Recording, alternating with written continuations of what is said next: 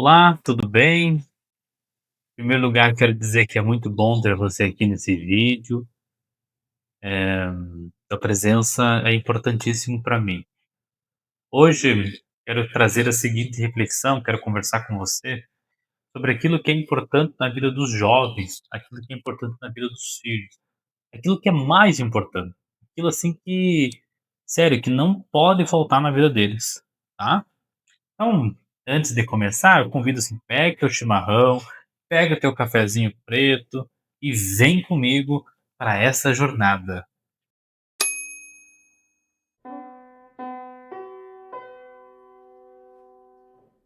É o seguinte, muitas vezes, eh, os pais ficam pensando assim: "Como que o meu filho vai ser feliz, né?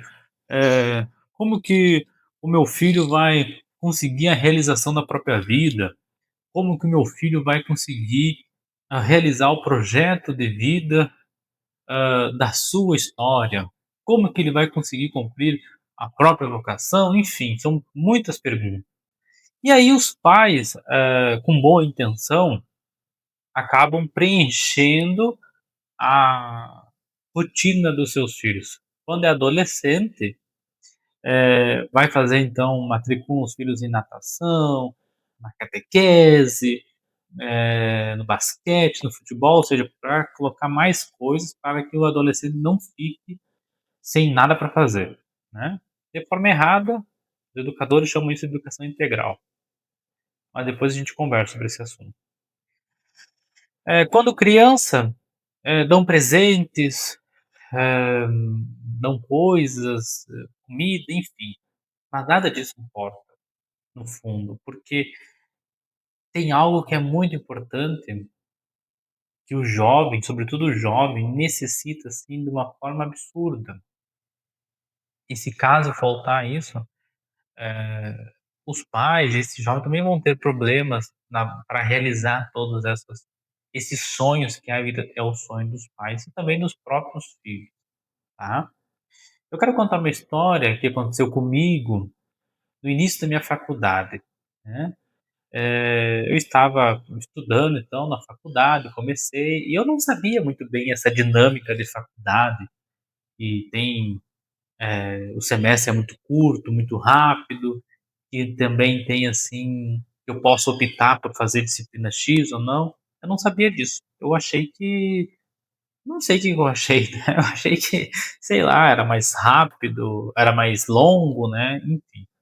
E todo mundo sabe que a faculdade, se você não pegar sério desde o início, né, você vai cair, então, em recuperação. Eu não queria ficar em recuperação, óbvio, né, eu não queria ficar porque sempre fui um aluno muito bom, um aluno, esforçado e que sempre tive notas razoavelmente boas.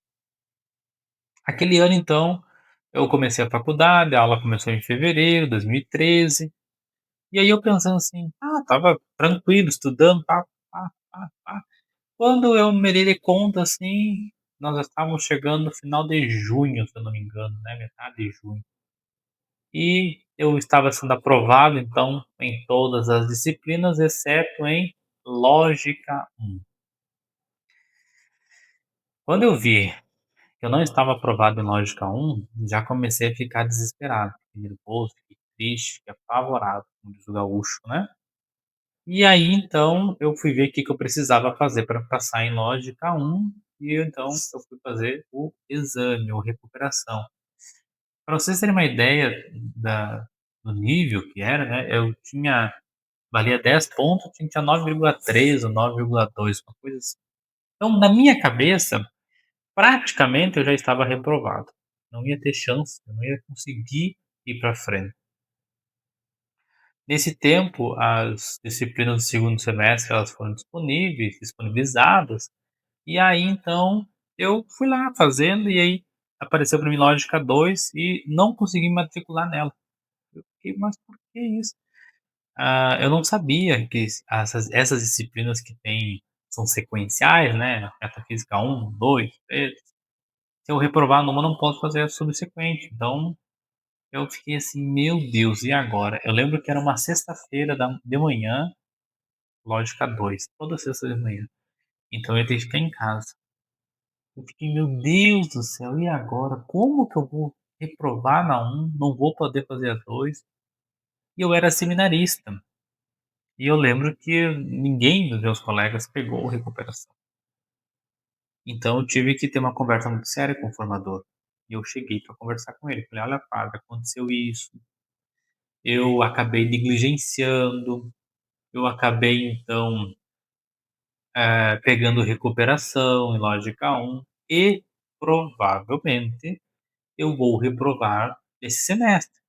Isso significa dizer que eu não vou poder fazer a lógica 2, tá? Então eu vou ter que ficar em casa de manhã". Olha o que que ele fez. Se fosse a minha mãe, fosse meu pai, ou até mesmo se fosse qualquer outro pai, qualquer outra mãe, uma pessoa desequilibrada, poderia mandar embora do seminário, poderia gritar, né, se fosse minha mãe poderia provavelmente ia querer me bater, enfim, um monte de coisas, assim, poderia dar errado. Esse informador falou o seguinte: "Meu irmão, não tem problema, se você reprovar na um, depois a gente faz a 2 no próximo semestre, no ano que vem, você a gente pode também juntar com uma outra instituição, a gente paga por fora e faz, enfim, qualquer, mas fica tranquilo, tá, fica tranquilo, vai fazer tua prova de recuperação que tudo vai dar certo". Foi a primeira vez na minha vida que eu vi uma situação assim, dando tudo errado na minha cabeça, e que ninguém brigou, né, que ninguém fez escândalo e que não falaram, não esculacharam, ou que não humilharam, né. E aquilo ali eu saí dali tão confuso, sabe, mas também tão aliviado, tão em paz. Eu fiquei: "Meu Deus, o senhor não vai brigar comigo?". Tipo, essa foi a minha interpretação. Eu tenho certeza que muitas vezes isso acontece dentro da tua casa também. O teu filho chega falando: "Olha pai, eu tô com um problema em matemática", e aí a primeira coisa, ao invés de acolher, é querer brigar, é querer deixar de castigo, é tirar o celular. São coisas que no primeiro momento não vai resolver desse jeito, tá. E aí, eu fiquei, assim, em paz nesse tempo e fui estudar então para a a prova. E era inverno lá no Rio Grande do Sul, muito frio, e eu tenho, sinusite e enxaqueca. Então quem tem sinusite sabe muito bem o que eu vou falar. Eu estava com uma crise de sinusite que eu não conseguia nem abaixar a cabeça para amarrar os cadarços do meu tênis. Então imagina estudar, né, ficar com a cabeça baixa ali em cima da mesa. Então eu fiquei assim, eu já estava sob pressão, mas então eu fiquei pior ainda pelo fato de estar com uma enfermidade naquele tempo. Porém, eu estava muito tranquilo, estava muito em paz, eu falei: "Olha, o que tiver que ser vai ser, assim, eu estou muito tranquilo", conversei com o padre, ele me acolheu, então estava muito em paz. Estudei toda tarde, estudei todos os dias e tudo mais, e consegui tirar 10 na prova. Eu gabaritei aquela prova. E eu gabaritei aquela prova porque eu estava muito tranquilo, eu estava muito em paz comigo mesmo. Eu não estava sob pressão, eu conversei com quem era meu pai na época, né, no caso, meu formador do seminário, eu conversei com ele, falei: "Olha, eu estou contigo, vamos pra frente". E é isso que os jovens precisam, e as crianças precisam, eles precisam de segurança. Ainda enquanto são crianças, normalmente a gente faz isso, né, a gente dá um braço forte, dá a mão, não deixa se machucar, acompanha, cuida ali quando está começando a caminhar. Mas normalmente as pessoas são abandonadas quando são jovens, isso acontece muito dentro das casas, por aí, das famílias. É muita pressão, já está chegando no ensino médio, por exemplo, você tem que escolher uma profissão, ou melhor, eu não vou criar filho, vagabundo, né, depois que terminar o ensino médio. Isso existe muito por aí, muitas famílias que estão, desamparadas, muitas famílias que não sabem cuidar das pessoas. Falando em cuidado, eu estou com um curso aberto, tá, pedagogia, introdução sobre a pedagogia do cuidado. É uma aula de 50 minutos que eu fiz, falando sobre a dimensão do cuidado humano.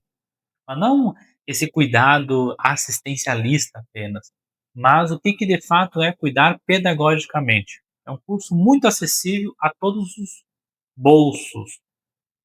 Retornando então, isso acontece na vida humana, na vida dos jovens. Muitos jovens são, eh, colocados sobre a berlinda, assim: "Você tem que estudar, você tem que fazer isso, caso você não fizer, você vai sair para trabalhar no que vem, se você reprovar, eu vou te tirar teu videogame, eu vou", enfim. O filho chega sexta-feira em casa de manhã, já dão aquela pressão no filho, fica sábado, domingo aquele clima desgastando.